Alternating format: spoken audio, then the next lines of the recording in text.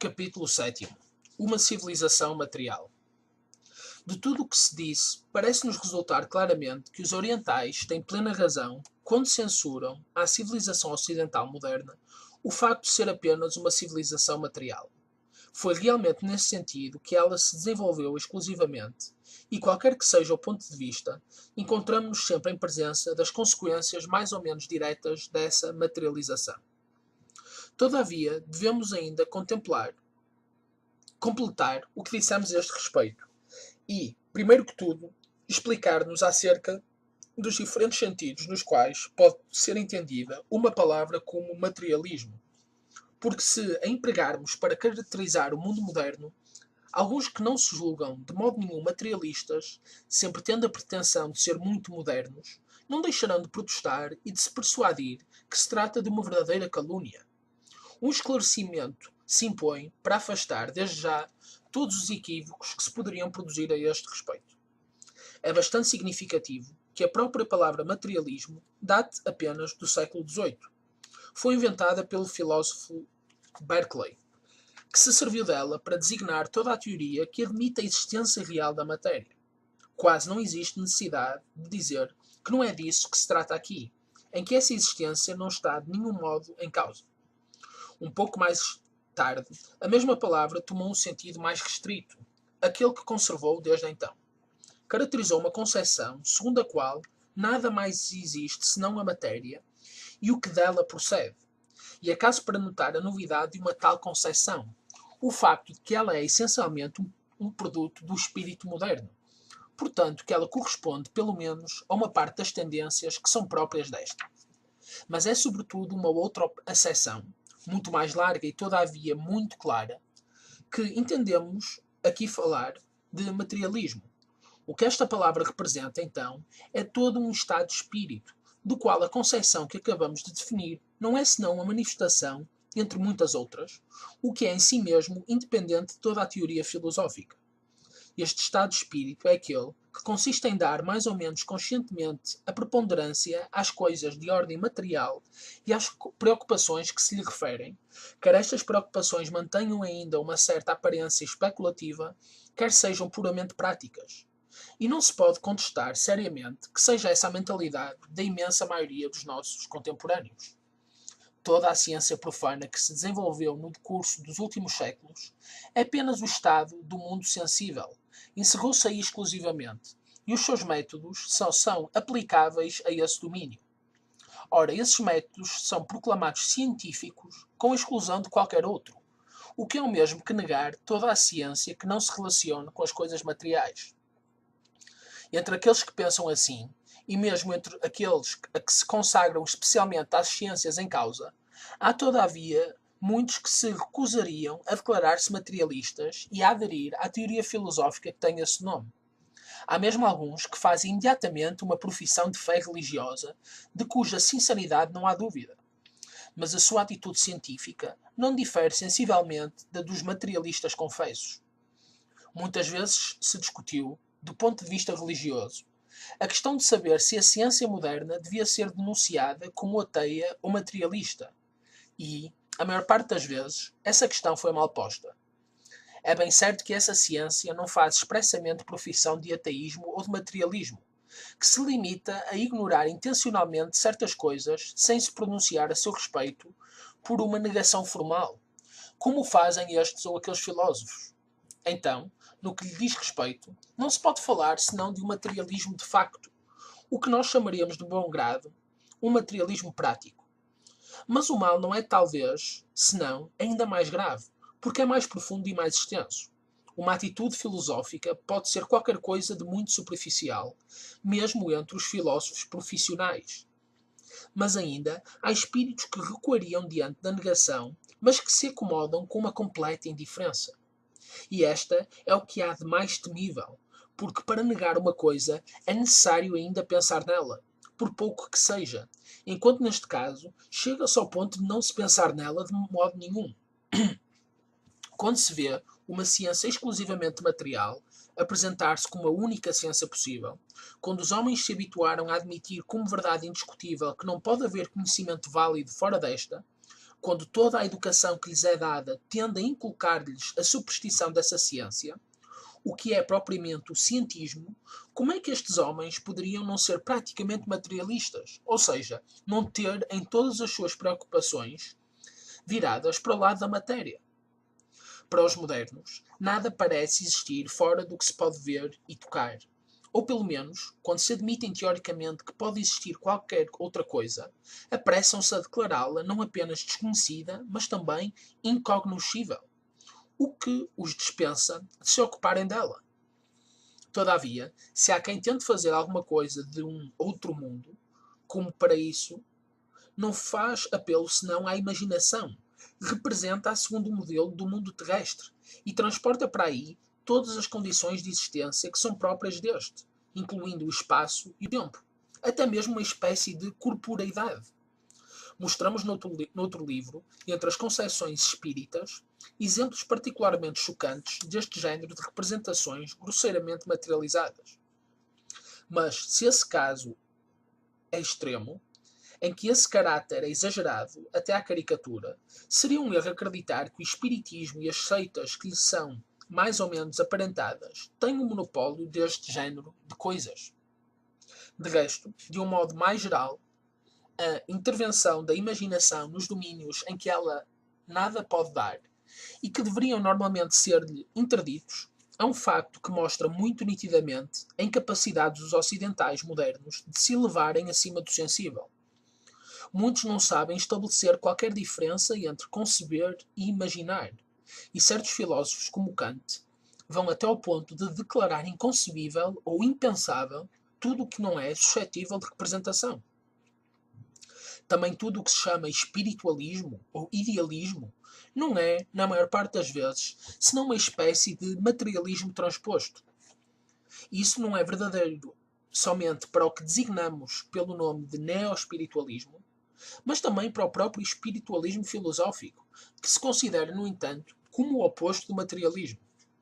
Para dizer a verdade, espiritualismo e materialismo, entendidos no sentido filosófico, só se podem compreender um pelo outro. São simplesmente as duas metades do dualismo cartesiano, cuja separação radical foi transformada numa espécie de antagonismo. E, desde então, toda a filosofia oscila entre estes dois termos sem poder ultrapassá-los. O espiritualismo, apesar do seu nome, nada tem de comum com a espiritualidade. O seu debate com o materialismo só pode deixar perfeitamente indiferentes aqueles que se situam num ponto de vista superior e que veem estes contrários, então, no fundo, bem perto de ser simples equivalentes, que a pretensa oposição, sobre muitos pontos, se reduz a uma vulgar disputa de palavras. Os modernos, em geral, não concebem outra ciência que não seja a das coisas que se medem, se contam e se pesam. Quer dizer ainda, em suma, das coisas materiais, porque é apenas a estas que se pode aplicar o ponto de vista quantitativo. E a pretensão de reduzir a qualidade à quantidade é muito característica da ciência moderna. Neste sentido, chegou-se a crer que não existe ciência propriamente dita onde não for possível introduzir a medida, e que não há leis científicas senão as que exprimem relações quantitativas. O mecanicismo de Descartes marcou o início dessa tendência, que não fez mais do que acentuar-se desde então, apesar do malogro da física cartesiana, porque não se encontra ligada a uma teoria determinada, mas a uma concepção geral do conhecimento científico. Pretende-se hoje aplicar a medida até no domínio psicológico, que, no entanto, lhe escapa pela sua própria natureza. Acaba por não se compreender que a possibilidade da medida não repousa senão sobre uma propriedade inerente à matéria, e que é a sua indefinida divisibilidade, a menos que se pense que essa propriedade se estenda a tudo o que existe, o que significa materializar todas as coisas. É a matéria, já o dissemos, que é princípio de divisão e multiplicidade pura. A predominância atribuída ao ponto de vista da quantidade, e que, como mostramos anteriormente, se encontra até no domínio social, é então realmente materialismo no sentido que indicávamos atrás, embora ela não esteja necessariamente ligada ao materialismo filosófico, que ela, aliás, precedeu no desenvolvimento das tendências do espírito moderno. Não insistiremos sobre o que há de ilegítimo em querer remeter a qualidade à quantidade, nem sobre o que tem de insuficiente todas as tentativas de explicação que se ligam mais ou menos ao tipo mecanicista. Não é isto que nos propomos, e faremos apenas notar a este respeito que, mesmo na ordem sensível, uma ciência deste tipo só tem poucas relações com a realidade, de que a parte mais considerável lhe escapa necessariamente. A propósito de realidade, somos levados a mencionar outro facto que se arrisca a passar despercebido para muitos, mas que é muito digno de nota como sinal de espírito do que falamos. É que este nome, na sua utilização corrente, é exclusivamente reservado à realidade sensível. Como a linguagem é a expressão da mentalidade de um povo e de uma época, é necessário concluir daqui, para aqueles que falam assim, tudo o que não cai no domínio dos sentidos é irreal, quer dizer, ilusório ou mesmo inexistente. Pode ser que não tenham disso clara consciência, mas essa convicção negativa não existe menos no fundo de si mesmos. E, se afirmam o contrário, podemos estar bem seguros que, embora não se deem conta disso, essa afirmação não corresponde neles senão a qualquer coisa de muito mais exterior, se não for mesmo puramente verbal. No caso de se julgar que exageramos, bastará ver, por exemplo, ao que se reduzem as pretensas convicções religiosas de muitas pessoas. Algumas noções aprendidas de cor, de modo escolar e maquinal, que nunca assimilaram de modo nenhum, nas quais nem sequer refletiram no mínimo, mas que conservam na sua memória e que repetem ocasionalmente, porque fazem parte de um certo formalismo, de uma atitude convencional, que é tudo o que podem entender pelo nome de religião. Falamos já, mais atrás, dessa minimização da religião de que o verbalismo em questão representa um dos últimos graus. É ela que explica que os chamados crentes, em matéria de materialismo prático, não fiquem nada atrás dos descrentes. Voltaremos ainda a esse ponto, mas, antes disso, devemos terminar as considerações que dizem respeito ao caráter materialista da ciência moderna, porque essa é uma questão que pede para ser encarada sob diversos aspectos.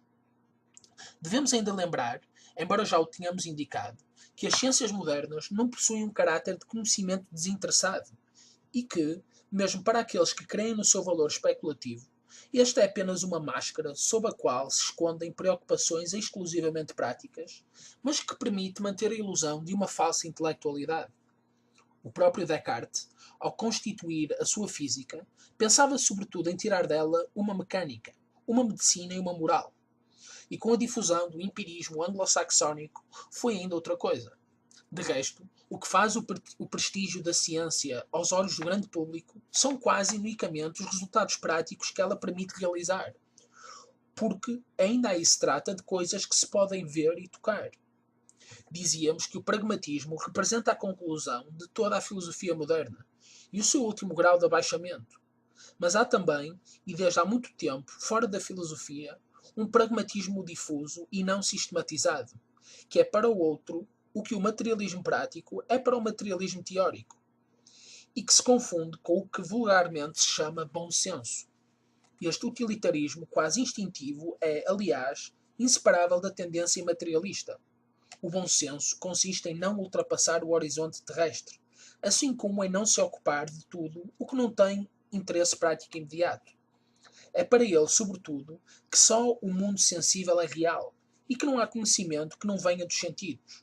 Também para ele, este conhecimento restrito só vale na medida em que permite dar satisfação a necessidades materiais e, por vezes, a um certo sentimentalismo, porque, devemos dizê-lo claramente, com risco de chocar o moralismo contemporâneo, o sentimento está, na realidade, muito perto da matéria.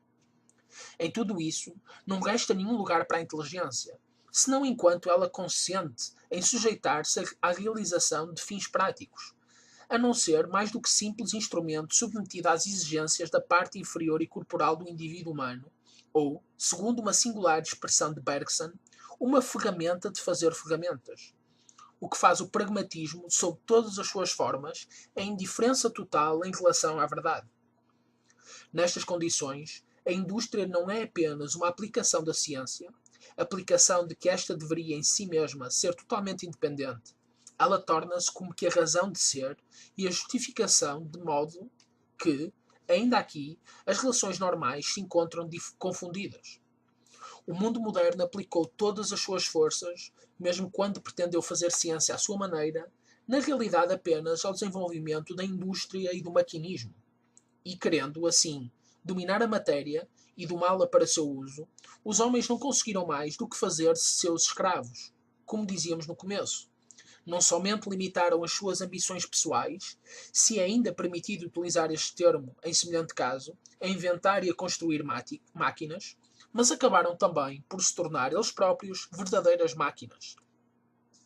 Efetivamente, a especialização, tão elogiada por certos sociólogos, sob o nome de divisão do trabalho, não se impôs somente aos sábios, mas também aos técnicos e mesmo aos operários.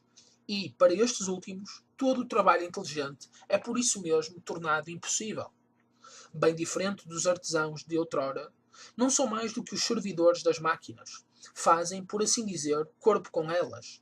Devem repetir sem cessar, de um modo totalmente mecânico, certos movimentos determinados, sempre os mesmos, e sempre executados da mesma maneira, a fim de evitar a menor perda de tempo. Assim o querem, pelo menos, os métodos americanos, que são encarados como representando o mais alto grau de progresso. Com efeito, trata-se unicamente de produzir o mais possível.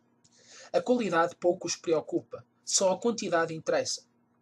Voltamos uma vez mais à verificação que tínhamos já feito noutros domínios. A civilização moderna é realmente o que se pode chamar uma civilização quantitativa, o que não é senão uma outra maneira de dizer que é uma civilização material.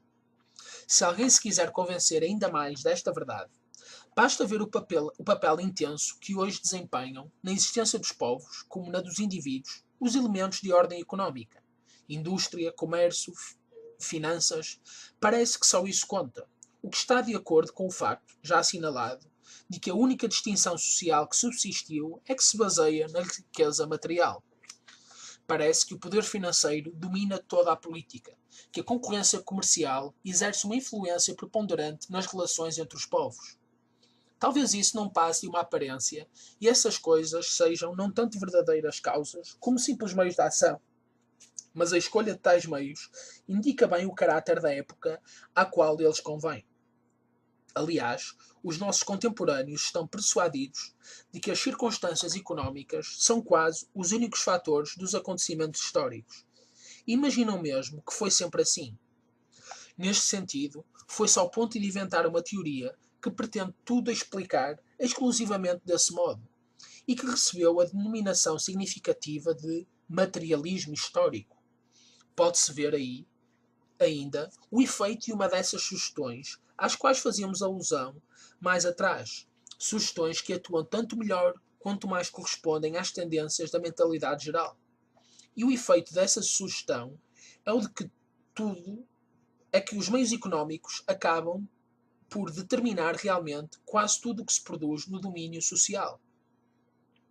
Sem dúvida, as massas sempre foram conduzidas de um modo ou de outro, e poder-se-ia dizer que o seu papel histórico consiste sobretudo em se deixarem conduzir, porque representam apenas um elemento passivo, uma matéria no sentido aristotélico. Mas hoje basta, para as conduzir, dispor de meios puramente materiais, desta vez no sentido vulgar da palavra, o que mostra bem o grau de abaixamento da nossa época. E, ao mesmo tempo, faz crer a essas massas que elas não são conduzidas, que agem espontaneamente e se governam a si próprias. E o facto de que elas acreditam nisso permite entrever até onde pode ir a sua falta de inteligência. Enquanto estamos a falar dos fatores económicos, aproveitaremos para assinalar uma ilusão muito espalhada a esse respeito, e que consiste em imaginar que as relações estabelecidas no terreno das trocas comerciais podem servir para uma aproximação e entendimento entre os povos, quando na realidade tem exatamente o efeito contrário. A matéria, já o dissemos, é essencialmente multiplicidade e divisão, portanto fonte de lutas e de conflitos.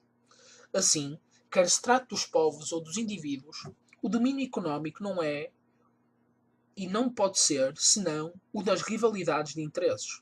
Em particular, o Ocidente não tem que contar com a indústria, nem sequer com a ciência moderna, de que ela é inseparável, para encontrar um terreno de entendimento com o Oriente. Se os orientais chegassem a aceitar essa indústria como uma necessidade desagradável e, aliás, transitória, porque para eles não poderia ser mais do que isso, nunca seria senão como uma arma que lhes permitiria resistir à invasão ocidental e salvaguardar a sua existência. Importa que saiba bem que não pode ser de outro modo. Os orientais que se resignam a encarar uma concorrência económica em relação ao Ocidente, apesar da repugnância que sentem por esse género de atividade, só o podem fazer com uma intenção, a de se desembaraçarem de uma dominação estranha que se apoia apenas na força brutal, no poder material que a indústria coloca precisamente à disposição. A violência chama à violência, mas devemos reconhecer que não foram certamente os orientais quem procurou a luta neste terreno. De resto, fora da questão das relações do Oriente e do Ocidente, é fácil verificar que uma das mais notáveis consequências do desenvolvimento industrial é o aperfeiçoamento incessante dos engenhos de guerra e o aumento do seu poder destrutivo em proporções formidáveis. Apenas isto deveria bastar para aniquilar os delírios pacifistas de certos admiradores do progresso moderno. Mas os sonhadores e os idealistas são incorrigíveis, e a sua ingenuidade parece não ter limites.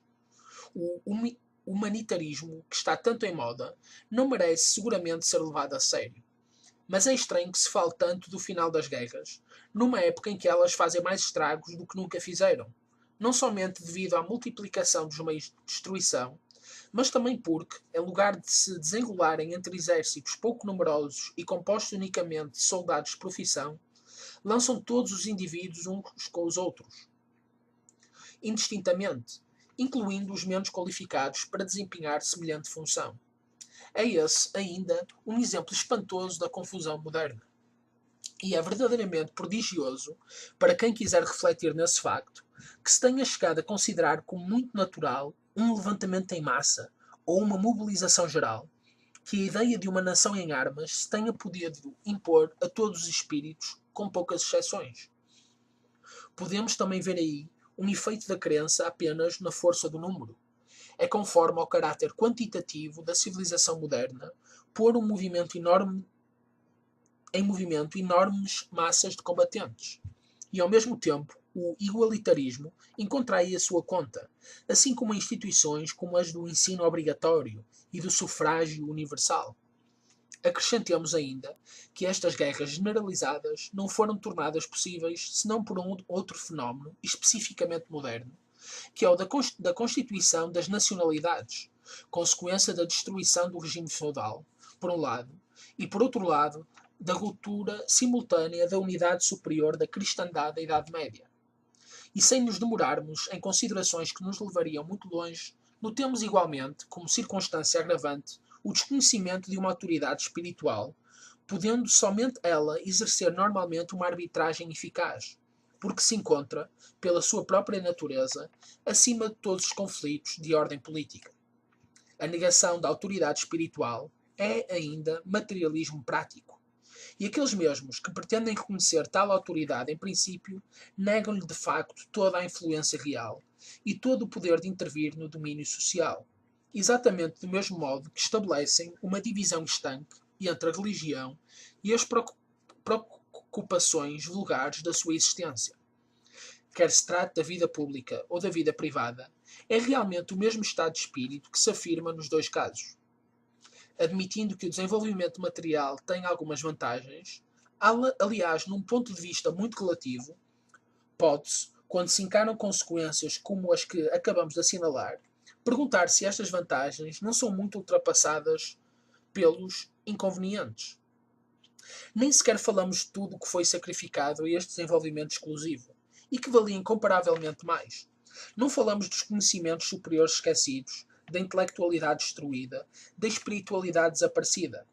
Tomamos simplesmente a civilização moderna em si mesmo. E dizemos que, se pusessem em paralelo as vantagens e os inconvenientes do que ela produziu, o resultado arriscar-se-ia muito a ser negativo. As invenções que se vão multiplicando atualmente com uma rapidez sempre crescente são tanto mais perigosas quando põem em jogo forças cuja verdadeira natureza é inteiramente desconhecida daqueles mesmos que as utilizam. E essa ignorância é a melhor prova da nulidade da ciência moderna, sob o aspecto do valor explicativo. Portanto, enquanto conhecimento, mesmo limitado apenas ao domínio físico.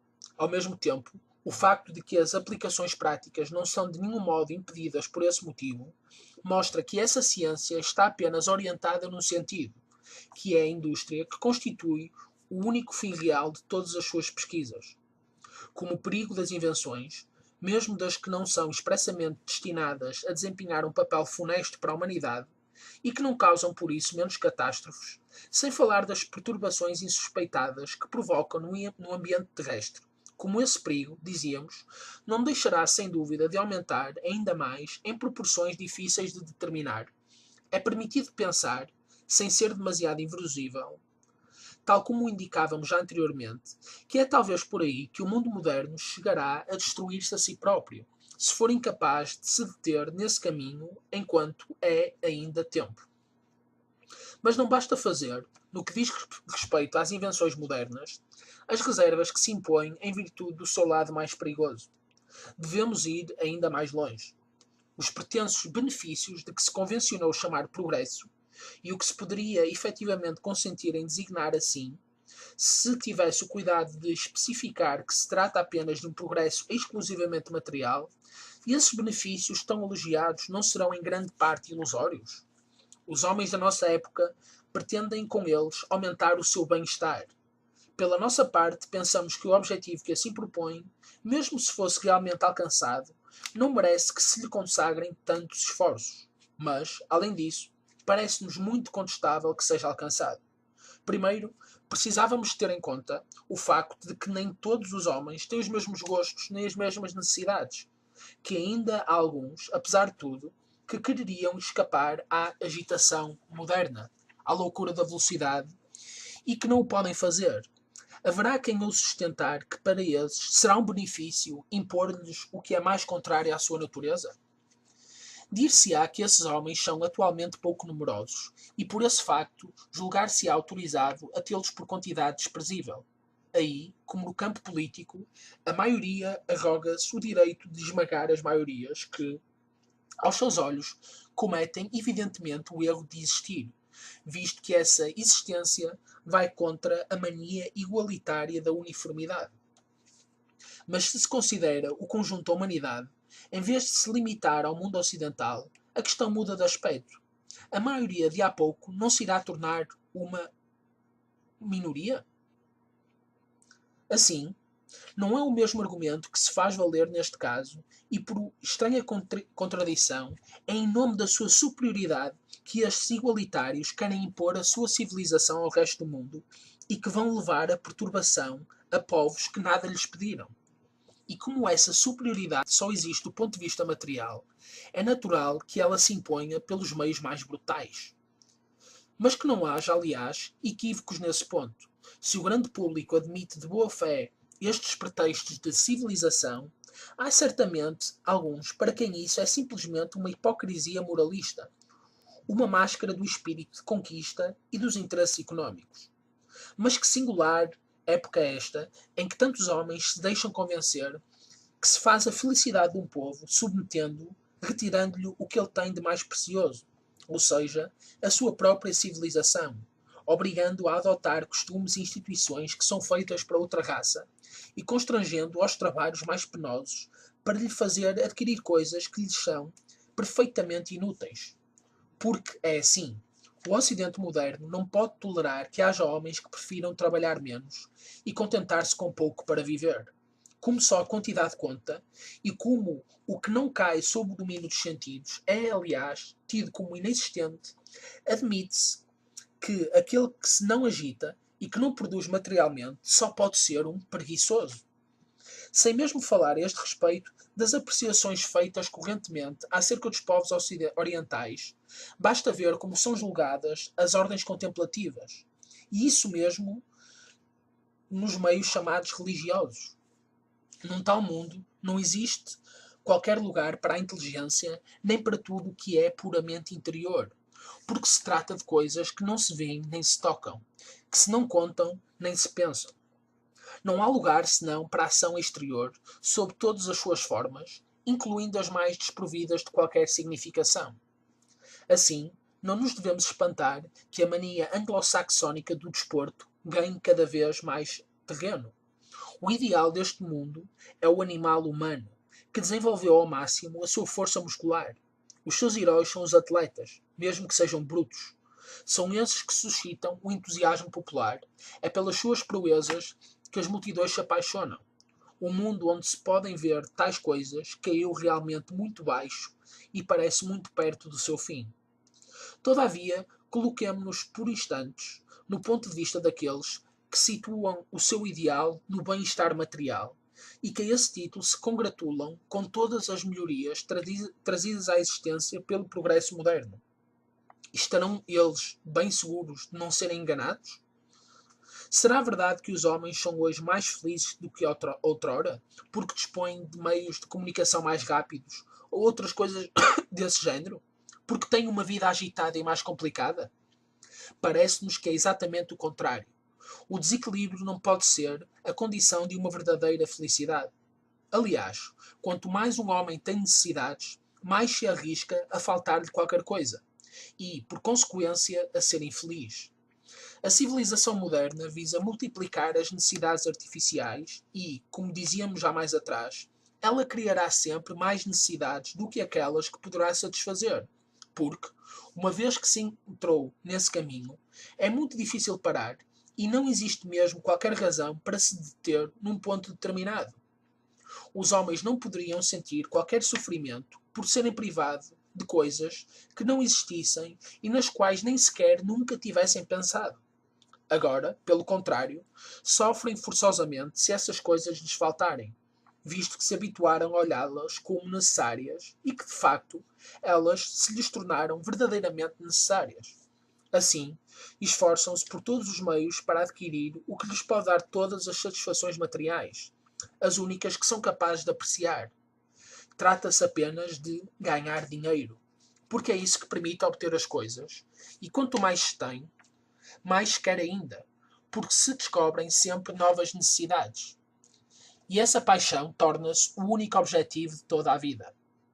Daí a concorrência feroz que certos evolucionistas elevaram à dignidade de lei científica, sob o nome de luta pela vida, e cuja consequência lógica é que só os mais fortes, no sentido mais estreitamente material dessa palavra, têm direito à existência. Daí, também, a inveja e mesmo o ódio de que são objeto aqueles que possuem a riqueza por parte daqueles que dela são desprovidos. Como é que os homens a quem se pregaram as teorias igualitárias poderiam não se revoltar, verificando à sua volta a desigualdade sob a forma que lhes deve ser mais sensível, visto que é a ordem mais grosseira?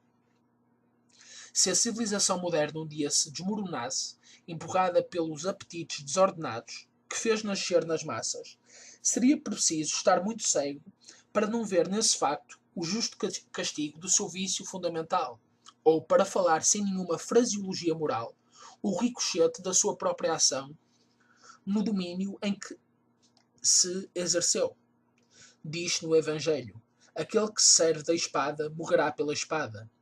Aquele que desencadeia as forças brutais da matéria parecerá esmagado pelas mesmas forças, de que não é mais senhor quando as pôs imprudentemente em movimento, e de que não pode gabar-se de reter indefinidamente na sua marcha fatal. Forças da natureza ou forças das massas humanas, ou umas e outras todas juntas, pouco importa. São sempre as leis da matéria que entram em jogo e que despedaçam inexoravelmente aquele que julgou poder dominá-las sem se elevar ele próprio acima da matéria. E o Evangelho diz ainda: toda a casa dividida contra si mesma desabará. Esta parábola também se aplica exatamente ao mundo moderno, com a sua civilização material, que não pode, pela sua própria natureza, senão suscitar por toda a parte a luta e a divisão. A conclusão é muito fácil de se tirar e não é necessário fazer apelo a outras considerações para poder, sem receio de engano, predizer para este mundo um final trágico, a menos que uma mudança radical, chegando mesmo até a uma verdadeira reviravolta, sobrevenha a breve termo. Sabemos bem que alguns nos vão censurar por termos, ao falar do materialismo da civilização moderna, como acabamos de o fazer, desprezado certos elementos que parecem constituir, pelo menos, uma acentuação desse materialismo. E com efeito, se não houvesse nenhuma, é muito provável que essa civilização tivesse já perecido lamentavelmente. Portanto, não contestamos a existência de tais elementos. Mas ainda neste caso, não nos devemos iludir a esse respeito. Por um lado, não temos que fazer entrar aí tudo o que no campo filosófico se apresenta com etiquetas como as de espiritualismo e de idealismo. Não mais do que tudo o que, nas tendências contemporâneas, não é senão moralismo e sentimentalismo. Já nos explicamos suficientemente a esse respeito e lembraremos simplesmente que se trata, para nós, de pontos de vista tão profanos como o do materialismo teórico ou prático e que se afastam deles realmente muito menos do que poderia parecer. Por outro lado, se há ainda restos de espiritualidade verdadeira, é apesar do espírito moderno e contra ele que subsistiram até aqui. E esses restos de espiritualidade é apenas, para tudo que é propriamente ocidental, na ordem religiosa que se torna possível encontrá-los. Mas já dissemos quanto a religião está hoje diminuída, quanto os seus próprios fiéis têm dela uma concepção estreita e medíocre, e a que ponto eliminaram dela toda a intelectualidade, que não faz senão uma só com a verdadeira espiritualidade. Nestas condições, se certas possibilidades ainda restam, elas só existem em estado latente e, na atualidade, o seu papel efetivo reduz-se a bem pouca coisa. Nem por isso devemos deixar de admirar a vitalidade de uma tradição religiosa que, mesmo assim reabsorvida numa espécie de virtualidade, persiste, apesar de todos os esforços tentados desde há vários séculos para a sufocar e aniquilar, e se soubesse refletir, ver-se-ia que há nessa resistência qualquer coisa que implica um poder não humano. Mas, mais uma vez, essa tradição não pertence ao mundo moderno, não é um dos seus elementos constitutivos, é mesmo o contrário das suas tendências e aspirações. Devemos dizer francamente o seguinte, e não procurar vãs conciliações, entre o espírito religioso, no verdadeiro sentido desta palavra, e o espírito moderno só pode haver antagonismo.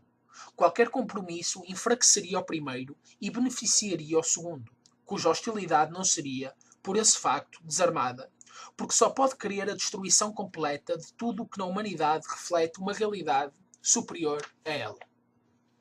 Diz que o Ocidente moderno é cristão, mas isso é um erro. O espírito moderno é anticristão porque é essencialmente antirreligioso, e é antirreligioso porque, generalizando ainda mais, é antitradicional. É isso que constitui o seu caráter próprio e que o faz ser o que é.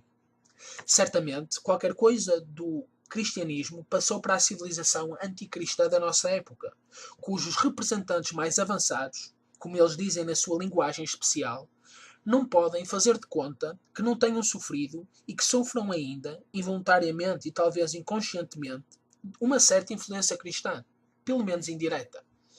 Isso é assim, visto que uma ruptura com o passado, por muito radical que seja, nunca pode ser absolutamente completa e de tal modo que suprima toda a continuidade. Iremos mesmo mais longe e diremos que tudo o que pode haver de válido no mundo moderno é proveniente do cristianismo, ou pelo menos através do cristianismo, que trouxe com ele toda a herança das tradições anteriores, que a conservou viva tanto quanto o permitiu o Estado do Ocidente, e que continua hoje a conservar em si mesmo as possibilidades latentes. Mas quem é que hoje, mesmo entre aqueles que se afirmam cristãos, tem ainda a consciência efetiva dessas possibilidades?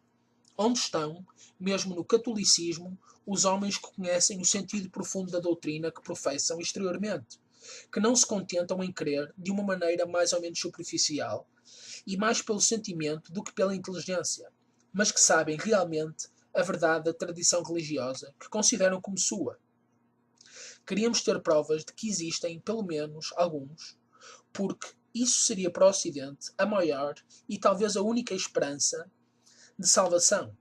Mas temos de confessar que até agora não os encontramos. Devemos supor que, como certos sábios do Oriente, eles se mantêm escondidos em qualquer retiro quase inacessível, ou devemos renunciar definitivamente a essa última esperança? O Ocidente foi cristão na Idade Média, mas não o é mais. Se afirma que pode ainda voltar a sê-lo, ninguém deseja mais do que nós que isso seja assim e que aconteça num dia mais próximo do que o faria pensar tudo o que vemos à nossa volta. Mas que ninguém se engane a esse respeito. Nesse dia, o mundo moderno terá desaparecido.